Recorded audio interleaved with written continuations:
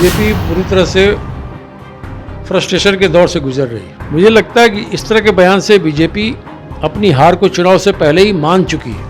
अरे आपके नेता नरेंद्र मोदी भी तो कई लोगों को बुलाते हैं बाहर से, उन्हें भी तो भोजन कराते हैं, ठहराते हैं, और जहाज में भर भर के विदेश भी घुमाने ले जाते हैं, ठेका भी दिलवाते हैं, बड़े बड़े कॉन्ट्रैक्ट दिलवाते हैं अपने मित्रों को। तो उस पर बीजेपी क्यों नहीं बात करती? उनका फोटो उनको भेज देते, देखते रहे, दिन भर 4 बार देखें, अपने कार्यालय में टांगे बड़ा बड़ा फोटो लगा के रोज दर्शन करें।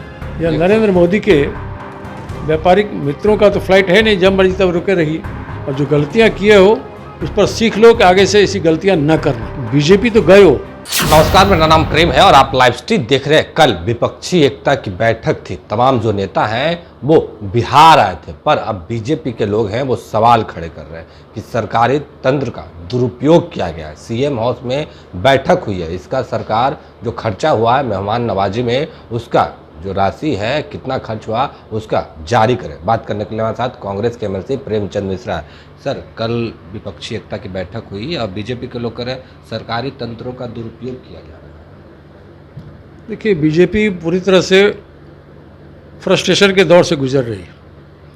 मुझे पूरी सहानुभूति है ऐसे लोगों के प्रति जो इस तरह का आधारहीन बातों को इशू बनाना चाहते हैं और उस पर बयानबाजी कर रहे हैं। अरे आप के प्रदेश में दूसरे राज्यों के दूसरे दलों के प्रमुख नेतागण आए तो आप उन्हें खाना भी नहीं खिलाएंगे, ठहराएंगे भी नहीं?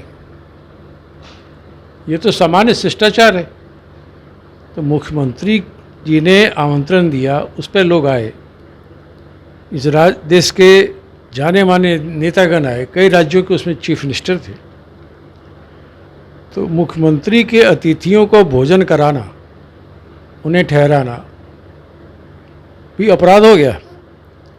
मुझे लगता है कि इस तरह के बयान से बीजेपी अपनी हार को चुनाव से पहले ही मान चुकी है और उनके पास कोई मुद्दा नहीं है बात करने का, तो हास्यास्पद बातों को लाते हैं। मेरी पूरी सहानुभूति बीजेपी नेताओं के साथ है। अरे चुनाव में हार जीत लगा रहता है, अब पहले से हार को लेकर इतना भयभीत हो गई है बीजेपी कि अब कुछ समझ में नहीं आ रहा है उसे क्या बोलूं, किस तरह की आलोचना करूं। अरे आपके नेता नरेंद्र मोदी भी तो कई लोगों को बुलाते हैं बाहर से, उन्हें भी तो भोजन कराते हैं, ठहराते हैं, और जहाज में भर भर के विदेश भी घुमाने ले जाते हैं, ठेका भी दिलवाते हैं, बड़े बड़े कॉन्ट्रैक्ट दिलवाते हैं अपने मित्रों को। तो उस पर बीजेपी क्यों नहीं बात करती है? तो कल के गठबंधन के नेताओं की बैठक को लेकर जिस तरह की बयानबाजी बीजेपी की तरफ से की जा रही है, यह बयानबाजी अपने आप में काफ़ी है समझने के लिए कि भारतीय जनता पार्टी पूरी तरह से डरी हुई है। 17 प्रमुख दलों के नेता का एक मंच पे आना और यह निर्णय लेना कि हम मजबूती के साथ एक साथ मिलकर चुनाव लड़ेंगे और बीजेपी को हराएंगे। बीजेपी डर गई। बीजेपी डर गई, पर बीजेपी के लोग कह रहे हैं कि केजरीवाल और जो भगवंत मान है वो क्यों नहीं दिखे जब प्रेस कॉन्फ्रेंस हुआ तो? उनका फोटो उनको भेज देते, देखते रहे, दिन भर 4 बार देखें, उनका फोटो भेज देते हैं, देखते रहे, अपने कार्यालय में टांगे बड़ा बड़ा फोटो लगा के उनको रोज दर्शन करें। इसमें कोई मनाही है क्या? अरे बाहर के लोग आए थे, किसी का फ्लाइट मिस कर रहा था, मीटिंग लंबी चली गई, 4 घंटे से ऊपर मीटिंग चली, तो फ्लाइट कोई आपके लिए रुकी तो नहीं रहेगी? या नरेंद्र मोदी के व्यापारिक मित्रों का तो फ्लाइट है नहीं, जब मर्जी तब रुके रहिए। ये सब हास्यास्पद बातें कर रहे हैं। मैंने कहा ना, बीजेपी बिल्कुल फ्रस्ट्रिया गई है, उसको समझ में नहीं आ रहा क्या बोलूँ नहीं बोलूँ। मैंने आज अखबारों में भी देखा, कई अखबारों में लिख दिया कि स्टालिन नज़र नहीं आए, तो मान नज़र नहीं आए, तो ममता जी बीच में चली गई। क्या बात कर रहे? ये सब आधारहीन बातें हैं और अटकलबाजी है, इसके सिवा कुछ नहीं।